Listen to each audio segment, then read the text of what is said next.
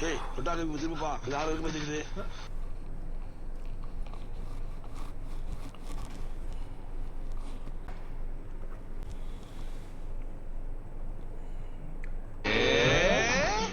கலவா ஏனா என்னை விட்டு வீடியோ பார்க்க போறியா நீ என்னை நான் உள்ள போவா இன்னொரு ஒரு குடும்பம் நடத்தியா நீ அதனால தான் நீ உன்னை கண்ணிருந்து உள்ள பாபு சொன்னடா கிரைண்ட் பண்ணு சொன்னடா நீ எனக்கு சொன்னேலடே வாடா வந்து சப்ஸ்கிரைப் பண்ணிட்டு போடா வாடா வந்து தள்ளிட்டு போடா வாடா வந்து சப்ஸ்கிரைப் பண்ணிட்டு போடா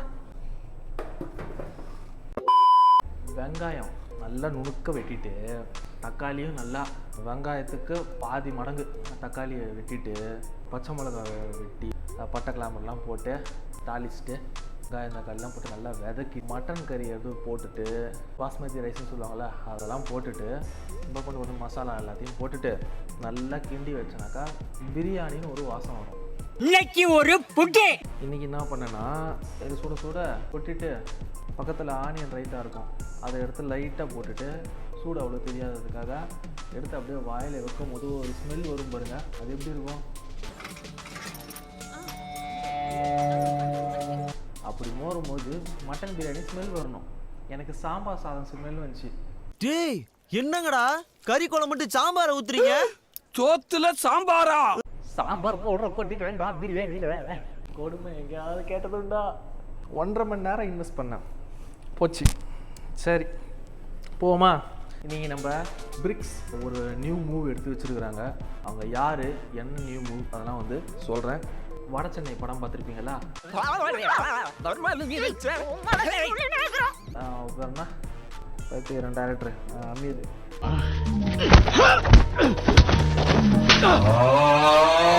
சார் வந்து நடிச்சிருப்பாரு. அவர் வந்து எவ்வளோ ஹெட் வெயிட்டாக இருப்பாங்க. அப்புறம் ஒரு 4 பேர் அவங்களுக்கு கீழே இருப்பாங்க. ஸோ இவங்க பண்ணுறது தான், அவங்க சொல்கிறது தான் அவங்க ஊர் கேட்கும். அப்புறம் வந்து தனுஷ் வந்து செய்கிறதுலாம் கொஞ்சம் தப்பு அப்படின்லாம் தெரிஞ்சுட்டு தனுஷ் ஒரு தலையெடுப்பாப்புல, இல்லைண்ணா நீ செய்யறதுலாம் தப்புண்ணா, உங்களெல்லாம் நினச்சா தானே பயமாக இருக்குது, நீங்கள் எல்லாத்தையும் வித்துடுறீங்களேண்ணா. உங்கெல்லாம் பரவாயில்லண்ணா, நம்ம லைஃப் தெரியாமல் பேசுகிறாங்கன்னு சொல்லலாம். உன்னெல்லாம் பார்த்தா தானே ரொம்ப பயமாகுது, வித்துடுறீங்களேண்ணா. அது வந்து இந்த வேர்ல்டு பாலிடிக்ஸில் இப்போ நடக்குது. பெரிய பெரிய ஆளுங்கள்லாம் சேர்ந்து முடிவு எடுத்துக்கிட்டு நீங்களே வருவீங்க, நீங்களே முடிவு எடுத்துக்கிட்டு நீங்களே போவீங்க, அப்புறம் நாங்கன்னா வேலை சுப்பினலாக இருக்கிறது. அந்த மாதிரி தான் இந்த G7 இருக்கிற கண்ட்ரிஸ், உலக பணக்கார நாடுங்கள் ஒரு மீட்டிங் போடுவாங்க. அவங்களுக்கு என்னென்ன வேணுமோ பங்கு பிரிச்சுக்கிட்டு ஊருக்கு செய்கிற மாதிரி காட்டிட்டு அதுதான்ப்பா முடிஞ்சுப்பா அடுத்த வருஷம் மீட்டிங் போடலாமா சொல்லிட்டு கிளம்பி போயிடுவாங்க. இதான் நடக்கும் வைங்களா.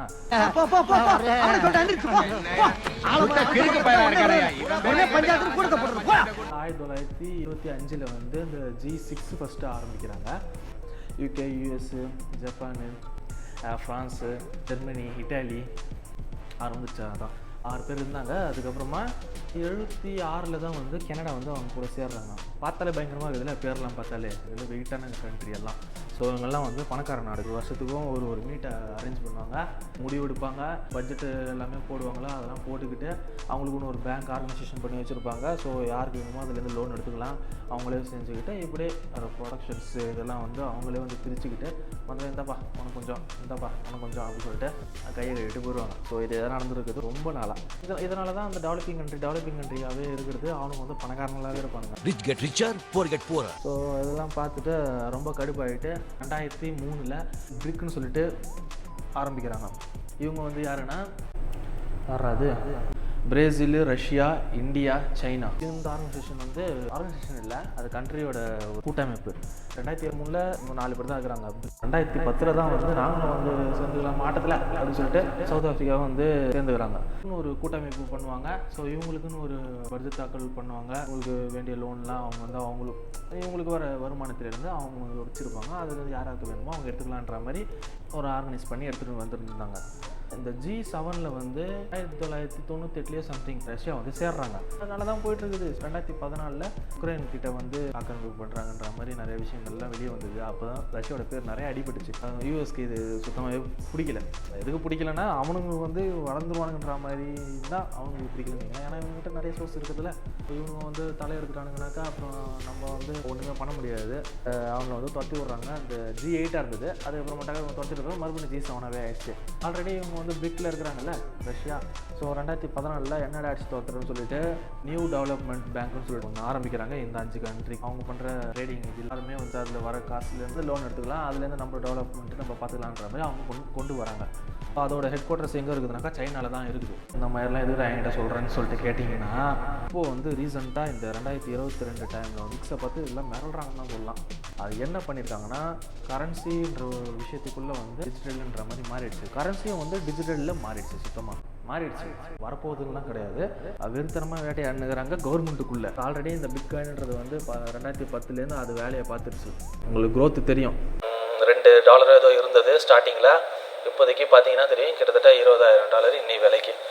$70,000 கிட்ட போயிட்டு வந்தது. ஸோ இப்போதைக்கு $20,000 ட்ரேட் ஆகிட்டு இருக்குது. இது வந்துட்ட பிறகு அந்த பிளாக் செயின்ன்ற அந்த விஷயம் வந்து பெரிய டெக்னாலஜியை உள்ளே கொண்டு வந்துட்டாங்க. அது வந்து இவ்வளோ வருஷமாக பக்காவாக ரன் ஆகிட்டு இருக்குதுன்றதை பார்த்துட்டு கவர்மெண்ட்ஸ்லாம் பயம் வர ஆரம்பிச்சிச்சு. எதுக்குன்னா அது எவன் கையிலையும் இல்லை. வாங்கிட்டா ஒரு $10 இருக்குதுன்னா என்கிட்டே ஒரு $10 வேலையில் அந்த பிட்காயின் இருக்கும். ஸோ என்கிட்ட ஒரு மயிரும் இல்லை, உங்கள்கிட்ட இல்லை, அது வேற. இந்த மாதிரி பிரித்து எல்லாருக்கிட்டே இருக்கிறதால கவர்மெண்ட்டுக்கிட்ட எதுவும் இருக்காது. இப்போ நீனே சேல்ஸ் பண்ணி நீனே ட்ரேடு பண்ணி எல்லாத்தையும் மாற்றி வச்சுருந்தாக்கா எனக்கு எங்கடா டேக்ஸ் வரும், எனக்கு எங்கடா லாபம் வரும், நீ மறைச்சி சொன்னாங்க எனக்கு எதுவுமே தெரியாதுன்ற மாதிரி ஓடும். பெட்ரோலில் பார்த்தீங்கன்னா அவனுக்கு கையில் ஒன்றுமே இல்லை. இதெல்லாம் பார்க்க இதை தவிர்க்க முடியாதுன்றது தெரிஞ்சு போச்சு. இந்த டிஜிட்டல் கரன்சின்றதுக்கும் தவிர்க்க முடியாதுன்றது தெரிஞ்சு போச்சு. வேறு வழியே இல்லை, நம்மளும் டிஜிட்டலில் மாறணும், நம்மளோட கரன்சி எல்லாமே வந்து டிஜிட்டலில் கொண்டு வரணும்னு சொல்லிட்டு இவங்க G7ன்றவங்க என்ன பண்ணுறாங்க, CBDC சென்ட்ரல் பேங்க் டிஜிட்டல் கரன்சின்னு சொல்லிட்டு அவங்க ஒரு கரன்சி வைக்க போகிறாங்களாம். அவங்க ட்ரேடு பண்ணுறதுக்கு அவங்க இது பண்ணுறதுக்குலாம் வந்து அந்த கரன்சி தான் வைக்க போகிறாங்க. ஸோ அந்த கரன்சியோட வேல்யூக்கு தான் நாங்கள் ட்ரேடு பண்ண போகிறோன்ற மாதிரி வந்து சொல்லிட்டு இருந்தாங்க.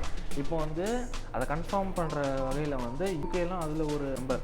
இப்போது ரிஷி சுனக்ன்றது வந்து பதவி வச்சிருக்கிறாரு பிரைம் மினிஸ்டராக யூகேல. அவர் வந்து டைரெக்டாகவே சொல்லியிருக்கிறாரு CBDC வந்து கொண்டு வர போகிறோம்னு சொல்லிட்டு. I'm proud to say that under the UK's presidency, the group of the world's 7 most advanced economies, the G7, is launching a set of public policy principles for retail central bank digital currencies. இதெல்லாம் பெரிய big move. அதே மாதிரி தான் நாங்களே பண்ணிக்கிறோம்ப்பா, நீங்களாம் சப்பின்னு உட்காந்து இருங்கப்பா அப்படின்னு சொல்கிற மாதிரி தான் இவங்களே வந்து வேலையை பார்க்க அடுத்த ஒரு கட்டத்துக்கு போயிருக்கிறாங்க. இப்போ மறுபடியும் அவங்ககிட்டே போச்சுனாலே இதே நிலமை தான். சப்ஸ்கிரைப் பண்ணியா, நம்ம இப்படியே தான் இருப்போம் கடைசி வரைக்கும். அவங்க வளர்ந்துட்டே தான் இருப்பாங்க. நம்ம கடைசி வரைக்கும் அவங்க டூருக்கு மட்டும் தான் போக முடியும், வாழ முடியாது. என்ன அடிச்சு தோத்துற நீன்னு சொல்லிட்டு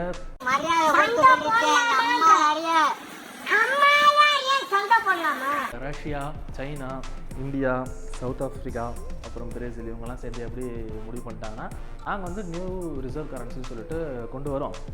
மோஸ்ட்லி அதுவும் டிஜிட்டலாக தான் இருக்கும்னு நினைக்கிறேன். நான் இவங்க டிஜிட்டல் மாற பார்த்து இவங்க கண்டிப்பாக டிஜிட்டல் தான் வந்தாகணும். அதான் அட்வான்ஸ் கரெக்டான மூவாக இருக்கும். உங்களோட ப்ராடக்ட்ஸு, ஸோ நாங்கள் விளைய வைக்கிற ப்ராடக்ட்ஸு, நாங்கள் ட்ரேட் பண்ணுற ப்ராடக்ட்ஸ்லாம் நீங்கள் வாங்கணுன்னாக்கா இந்த ஒரு கரன்சிலேருந்து தான் நீங்கள் வாங்கி ஆகணுன்ற மாதிரி ரூல்ஸ் போடுறாங்க. இப்போ அந்த பிரிக்ஸ் சம்மிட் நடந்த 2 மாதமாக தான் ஆச்சு. இந்த நேரத்தில் இந்த மூவ் எடுத்து வச்சுருக்கிறது வந்து டெவலப்பிங் கண்ட்ரிஸ் பெரிய விஷயம். அது G7 மாதிரி நாடுகள், நிறைய நாடுகள் இருக்குது.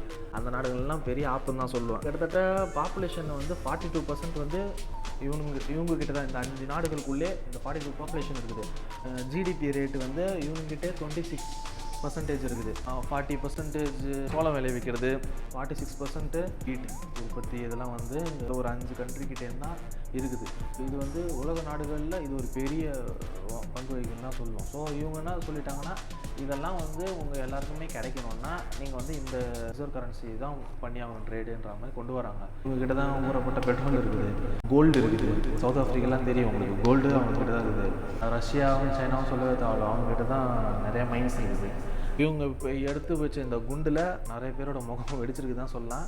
அந்த OPEC ப்ளஸோட ஆர்கனைசேஷன்லேருந்து சவுதியும் வெளியே வந்துட்டாங்க. அது வெளியே வர பார்த்து கொள்ளவே முடியாது, நீங்கள் வந்து இது பெரிய கான்சிக்வன்ஸ் வந்து பின்னாடி பார்ப்பீங்கன்ற மாதிரி ஒரு மிரட்டல் மாதிரி வந்து அமெரிக்கா வந்து சொல்லியிருக்காங்கன்னா, இவங்க சும்மா இருப்பாங்கன்னு பார்த்தா பதிலுக்கு மிரட்டுறதெல்லாம் என்கிட்ட வச்சுக்காதன்ற மாதிரி இவங்களும் பதிலுக்கு சவுண்டு விட்டுருக்குறாங்க. சரிங்களா, முடிப்பாங்கன்னு பார்த்தா அப்படி கிடையாது. இப்போ இந்த பிரிக்கோட ஆர்கனைசேஷனுக்குள்ளே யாரெல்லாம் வர போகிறாங்கன்னா, அர்ஜென்டினாவும் ஆப்கானிஸ்தான் தெரில, 2 பேரில் யாரோ. அப்புறம் ஈரான், சவுதி அரேபியாலாம் உள்ளே வந்துச்சுன்னா பெரிய பயங்கரமான ஒரு வெடி. 25% ஆஃப் த ஆயில் ட்ரேடு நடக்கிறது காரணமே வந்து சவுதி அரேபியா தான். ஸோ அவங்களாம் உள்ளே வந்துட்டாங்கன்னா கிட்டத்தட்ட ஒரு 60%க்கு மேலே வேர்ல்டோட ப்ரொடக்ஷனே இவங்ககிட்ட தான் இருக்குது.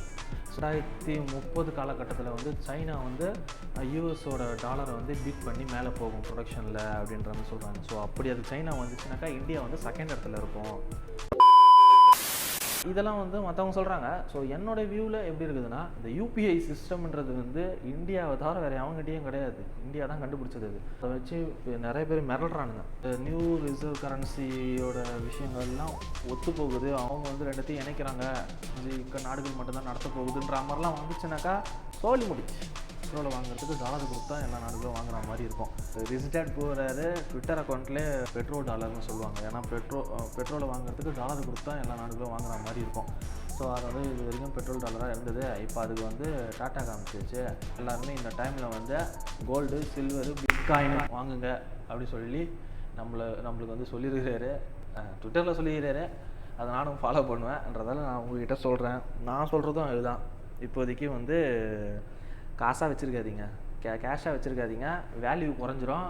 இன்ஃப்ளேஷன் அதிகமாகினே வருது. சொன்னால் கேளு, எடுத்து வந்து எதுலையா உள்ளே போட்டு வை. கோல்டாக மாற்றி வை, இல்லை வந்து பிட்காயினாக மாற்றி வை. பிட்காயின்லாம் நீ நினைக்க முடியாத அளவுக்கு மேலே வரும். சொல்கிறத சொல்லிட்டேன். அதுக்கப்புறம் எல்லாமே டிஜிட்டலாக மாறிடும் கரன்சி எல்லாம். ஸோ அதெல்லாம் வர ஆரம்பிச்சிச்சுன்னா நம்மளால் தவிர்க்கவே முடியாது. ஏன்னா ஆல்ரெடி நம்ம நம்புகிறோம். இப்போ நம்ம கொடுக்குற வேல்யூ தான் அந்த கரன்சிக்கு வேல்யூ இருக்குது.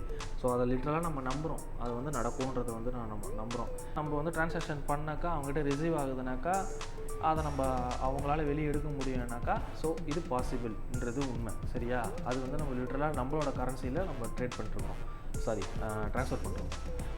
அதுவே வந்து இந்த டிஜிட்டல் கரன்சி வரத்துக்கு ரொம்ப பெரிய விஷயம்லாம் இல்லை. இதுக்கு பதிலாக அதில் இருக்க போகுது, அவ்வளோதான்.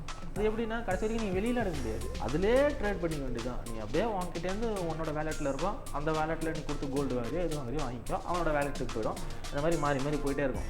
ஸோ இப்படி வந்து உலகம் மாறிடும் கொஞ்சம் நாட்களில். இது வந்து முதல்ல எல்லாரோட சென்ட்ரல் பேங்க்குக்கு தான் வரும். அதுக்கப்புறம் தான் நம்ம சைடுக்கு வரும்னு வைங்களேன். இப்போ அதெல்லாம் வந்துச்சுனாக்கா பிட்காயினோட ட்ரான்சாக்ஷன்லாம் ஈஸியாக நடக்க ஆரம்பிச்சோம்ல. எந்த அளவுக்கு ஒரு விஷயம் ஈஸியாக இருக்குதோ அதை தான் நோக்கி போகும் நம்ம. ஸோ அதெல்லாம் வந்து டிஜிட்டலில் வரும்னு பார்த்து பிட்காயினோட ட்ரான்சாக்ஷன் XRP இதெல்லாம் பேங்க்லாம் எடுக்கிறதுக்கு நிறைய வாய்ப்பு இருக்குது. அதெல்லாம் நடக்கும். ஏன்னா ஒரு கிரிப்டோக்கும் முன்னாடி ஒரு வேல்யூ இருக்குது, ப்ராஜெக்ட் இருக்குது. ஹீரோன்ற வந்து கிரிப்டோ வந்து மேலே ஏற போகுதுன்னா அதுக்குன்னு ஒரு ப்ராஜெக்ட் இருக்குது. அந்த ப்ராஜெக்ட்டுக்கு மேலே அந்த காயினை இன்வெஸ்ட் பண்ணி வச்சுருப்பாங்க ஒரு பேர். அந்த ப்ராஜெக்ட் மேலே ஏறும் போது இதுவும் கூட சேர்ந்து போகும். லிட்டரலாக ஸ்டாக் எப்படியோ அந்த மாதிரி இதுதான். மேபி இப்படி ஆகிறதுக்கு வாய்ப்பு இருக்குது.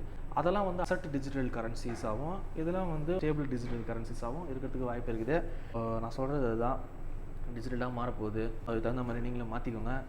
சப்ஸ்கிரைப் பண்ணியா, லைக்கை போட்டியா, போயிட்டே இருக்கும். 3 days later. Hey, y'all, come look at this.